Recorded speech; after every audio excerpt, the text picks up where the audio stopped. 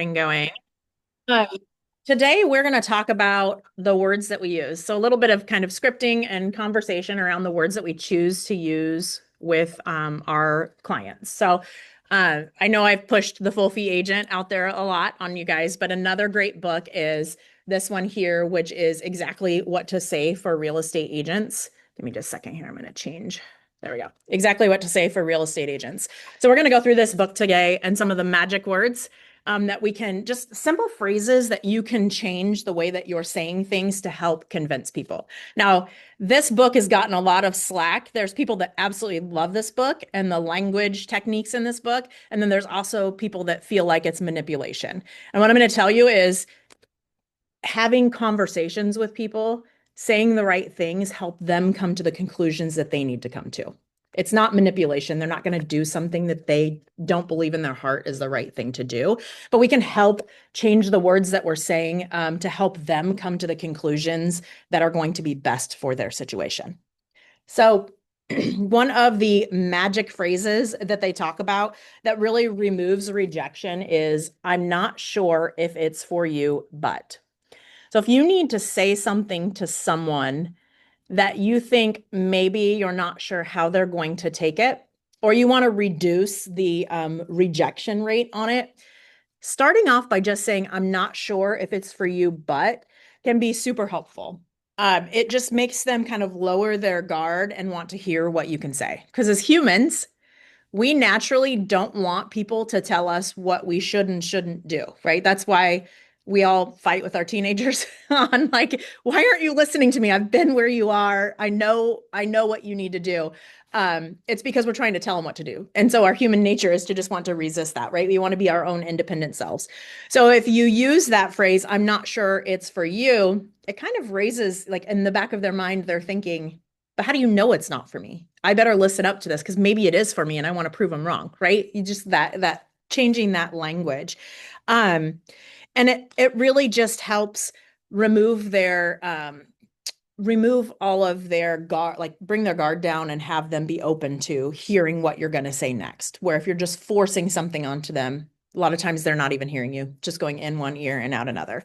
So some examples they have on here is, I'm not sure if this is for you, but there's an open house on Saturday and you're welcome to join us. So that might be a good circle prospecting script if you were on the phone calling around houses. If you were going to call a buyer that maybe would be a good fit for a house that you are holding open.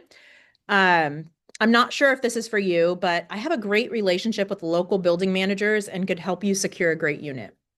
That one probably is more rental. I should have thought of that before I read that out there. But just being that I'm not sure it's for you, just opening up kind of that line of curiosity and having them listen to whatever you say is going to be after that. Do any of you guys use that line already in your conversations or something similar to that line in your conversations with people?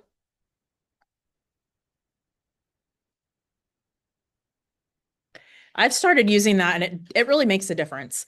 Um, just try switching that out. So when you're going to tell, you know, try to tell someone or ask someone to do something, try using that line first and then let us know if it makes a difference. Um, Another one that they have that I love is, what is your experience? So sometimes we deal with for sale by owners, for instance. They think they know everything about selling. It can't be that hard. We want to sell. So being able to kind of have a conversation with them and ask questions that invites them to be part of the conversation, yet makes them come to the conclusion that maybe they don't know as much as they think, can be really helpful. So what is your experience? So one of the phrases you might use is, what is your experience with selling a home on your own? What is your experience with the inspection process? What is your experience with seller's disclosures and what needs to be put on them, right? Just asking those questions. And instead of saying, do you have a seller's disclosure? Did you know that's required? Instead of saying, do you even know how to work the process? Do you know what's all involved, or trying to sell yourself? You're asking them the questions, letting them respond, pausing. And a lot of times they're going to ask you a question in return, or they're going to say maybe they don't know and are going to invite you to share the piece of information that you want. So I think that's a great one to help just help them kind of come to the conclusion that maybe they don't have the experience that they need, and without you telling them or making them feel like you're degrading them. Another thing that can be helpful too is the how important is it? So this would be really good. You've got a buyer. How many of you guys have had a buyer and you've showed so many properties and you know that several of those properties have been a fit, but for whatever reason, they just can't get off the fence? Right, Brooke? I feel like I could have two hands up. How important is it can be a really good phrase to help them kind of think about things. And you're going to go back. So when you're having these initial conversations, when you're doing your showings, you're asking questions and doing what we call discovery. So you are asking questions to get to know them, get to know what's really important to them, why they're wanting to move, what their next destination is, what that looks like. And so maybe let's say, for instance, you're looking at someone that has to get out of the two-story house and downsize to a ranch. Maybe they've, got bad knees, whatever. They're getting older, one of those things. So if we're looking at houses and they're like going around and nitpicking everybody, you might ask those questions. Like maybe they're really stuck and can't make an offer because they wanted 4 bedrooms instead of 3. Then you're asking those questions like, how important is the 4th bedroom to you? Or you're going back to their kind of source of why they needed to move. How important is it for you to find a home before your mother-in-law needs to move in with you, before your mother-in-law can no longer be in her home, whatever that looks like, right? You're asking those questions to remind them of why they're moving and getting them to kind of get off the fence and come to the conclusion themselves that maybe one of these houses could be the right house for them. So kind of just using that phrase of how important is it to you? And then I like this kind of goes back with the one we talked about just a minute ago. It's similar, but what do you understand? So this is another way to give information, but make them feel like you're asking them a question that allows them to be a participant in that conversation versus you just telling them how it is. So one of the phrases, like I'm thinking about price reductions, right? Uh, or even just a listing. You got a listing, a seller that wants to list higher, like on the high side of market or above market, just to try it out. You might use the phrase, what do you understand about the correlation between pricing and days on market? And I think this is one we could all use in our listing presentations right now. What do you understand about the correlation between pricing and days on market? And then you can lead into, obviously, if you have data, that's really helpful, being able to show them that houses that were priced higher often stay on market longer. Or even, what do you know about, what do you understand about how pricing high can impact the ultimate price that you get in the end? And you can talk about those stories of people that have priced just to try it out and ended up actually getting less than market value because it sat on the market. It was stagnant. The psychology of people, they just kept flipping by it. So by the time they did the price reductions, they weren't even willing to look at the home. So what do you understand? I think that can be a great question to ask people. It makes them feel like they're included. They're going to be open-minded and willing to hear that information from you. And then allow you to kind of give your piece of information to them. Maybe we can use that on our children as well, right? When they think they know everything, just ask them that question and see what they say. Same thing of how would you feel if? So this is where you're again getting into their motivation. So you got that buyer. They've got to get out of the house because they can't get up and down the stairs anymore, right? So how would you feel if you had to stay in your home for 5 or 10 more years? Or you've got a seller who really needs to they want to retire, they want to go live down by the beach, maybe they want to be by their grandkids. You're tapping into that emotion again. How would you feel if you weren't able to move to Texas with your grandchildren, right? Just tapping into those core emotions and letting them talk to you, talk through that, and eventually they're going to come to those conclusions themselves. Versus you saying, now remember, you wanted to be down by your grandkids. It's just a whole different conversation.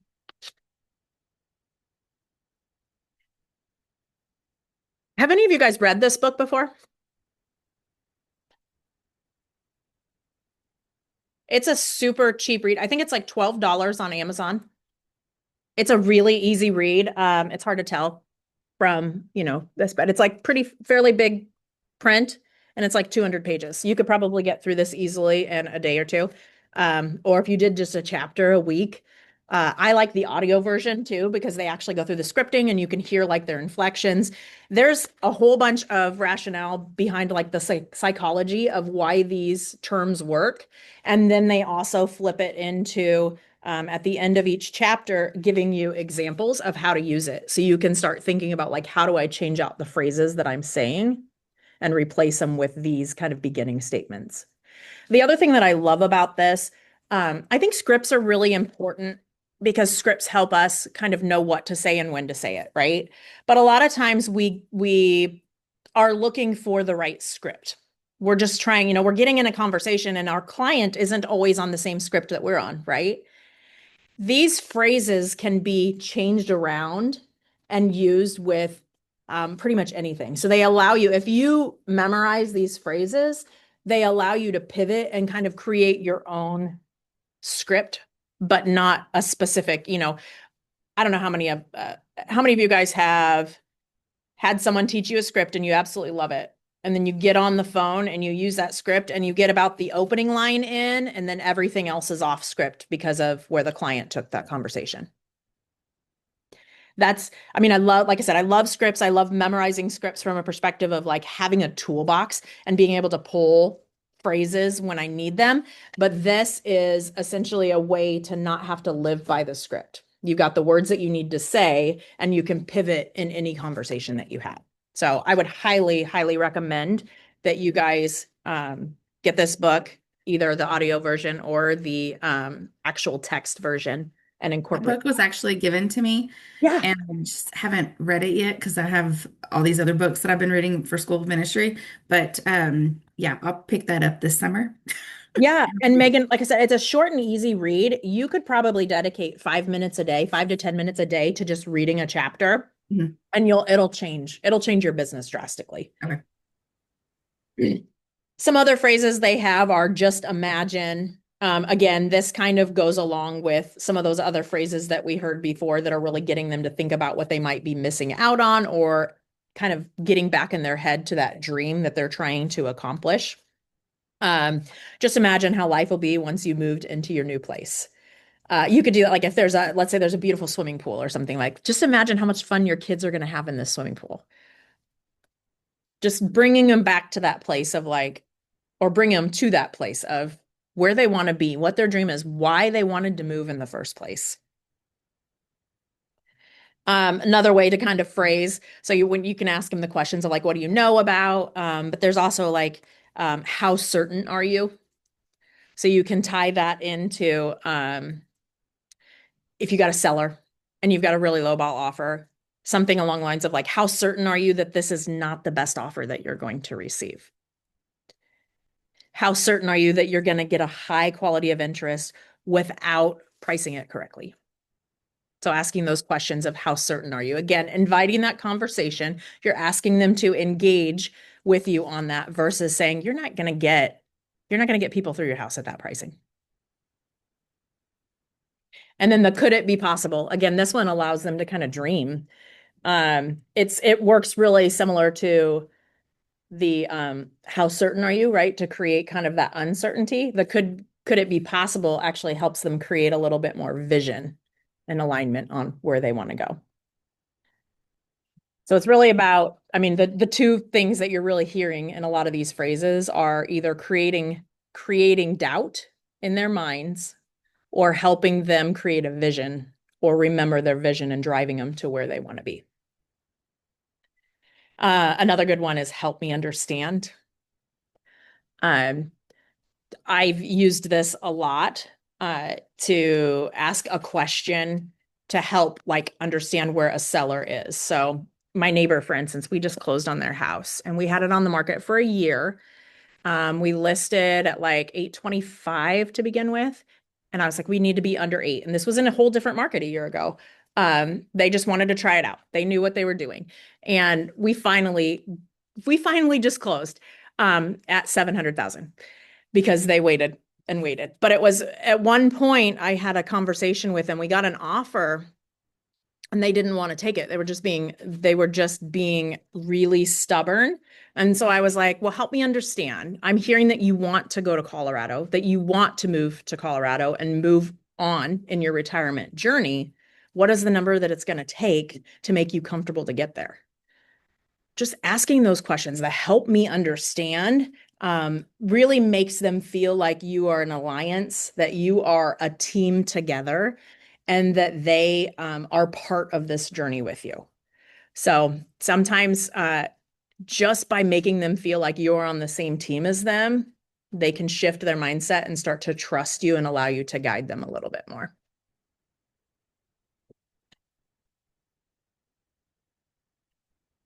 If you're got someone that maybe you gave them some homework, some things they needed to do around the house to get ready, and you're just not getting, they're just not getting the things done so that we can get listed, something like that. It would be just starting out by saying, "Hey, I'm guessing you haven't gotten around to painting that bedroom yet." Is just a great way to follow up instead of saying like, "Where are you at?" Just calling like, "Hey, how's it going? Hey, I'm guessing you haven't got around to paint that bedroom yet since I haven't heard from you." This just kind of in a way invokes an emotion in them like, oh, I'm letting them down, I haven't done what I promised I was going to do. Um it also, you're tackling something up front, and it doesn't allow them to give you an excuse. You kind of hit it up front, so that can be a good one as well. Oh, I love this one. You have three options. Again, it goes back to, I think we are all like stubborn teenagers at heart. We do not want people telling us what to do. We want to feel like we have choice, like we're our own person. And so you have three options can be a really good one. And so what you're doing is you're throwing in the option you want them to do, and then you're throwing in two other options that you know they're not going to want.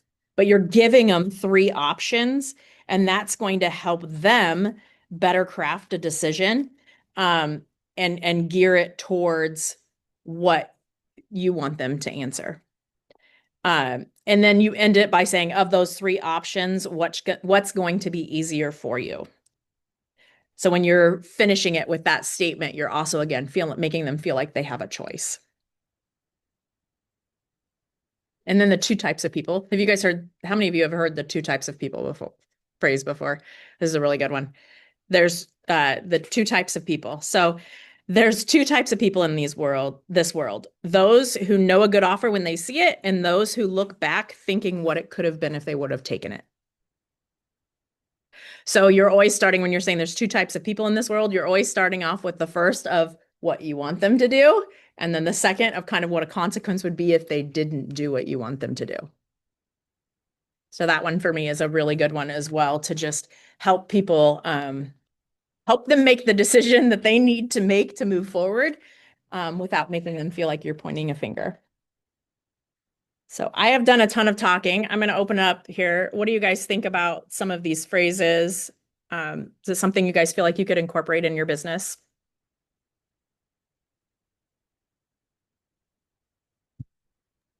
Michelle, I was just going to say I really like the clarifying question in general. It's so universal, but I think it does. I know you talked about how it sort of like helps to create clarity between the two of you around whatever their struggle is or whatever the roadblock you come across.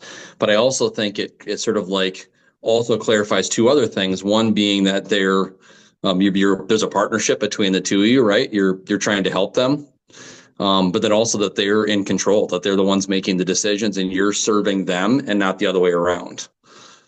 Yeah, I love that, Shane. And I think even in the grand scheme of things, we see this all the time with agents, right? They think that they're the ones that are driving the boat. We're not. We're there to guide people and help them make the best decisions, but ultimately, it's their decisions to be made.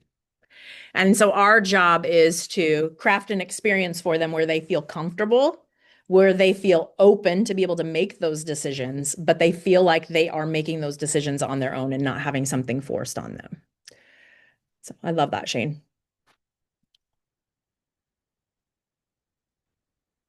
Anybody else have any thoughts, comments? Who's all putting this in their cart today? I actually own it. It's like sitting in my office and I haven't read it because you told me for like at least 6 months to read it. Yeah. Hey, I I pro moved, I moved closer to doing it by buying it. Brooke, Um, apparently I should have used a different phrase with you than telling you to use it or read it. yes, you should have. Have you read that book? Right, right. How would you feel if you could talk to your clients and feel like you could help them drive to the decision-making process sooner?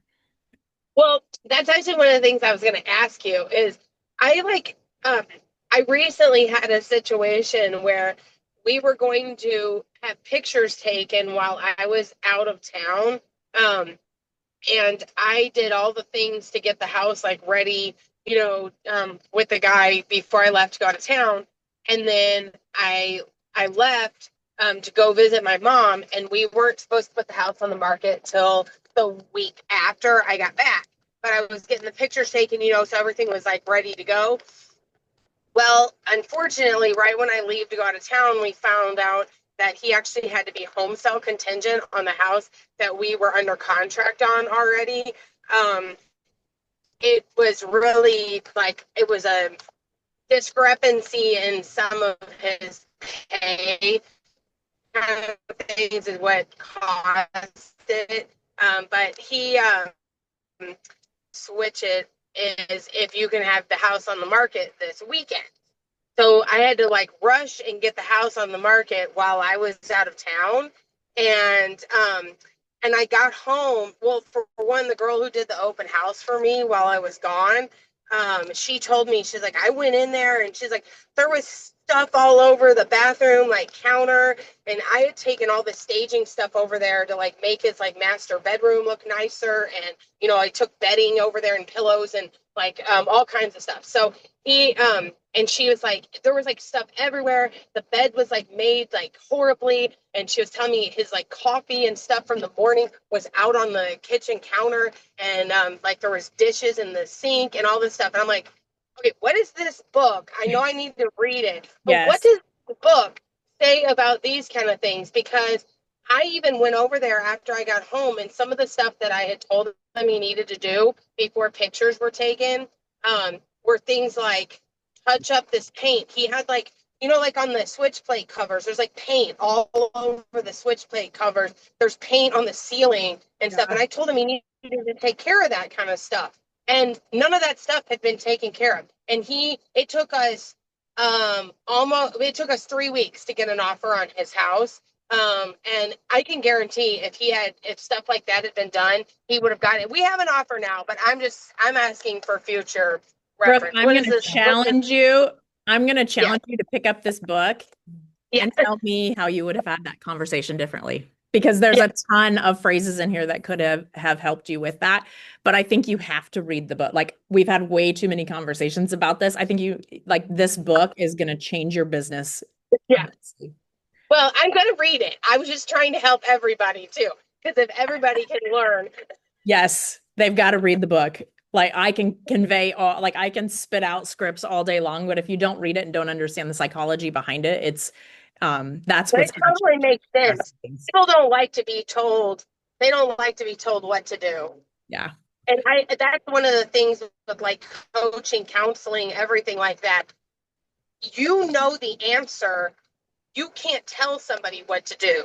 You have that place of doing it for themselves. Yeah, exactly. So. All right, guys. Well, we are over. Thank you for joining us today. Matt and Audra will be back, and we will see you guys on Friday. Have a good one. Thank you. Bye.